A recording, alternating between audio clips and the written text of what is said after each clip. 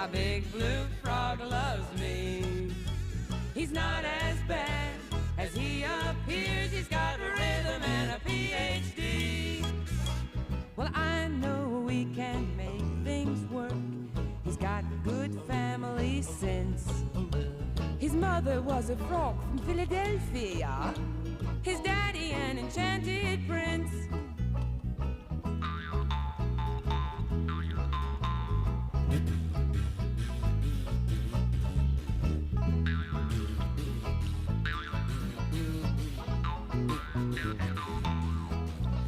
The neighbors are against it, and it's clear to me, and it's probably clear to you. They think value on their property will go right down if the family next door is blue.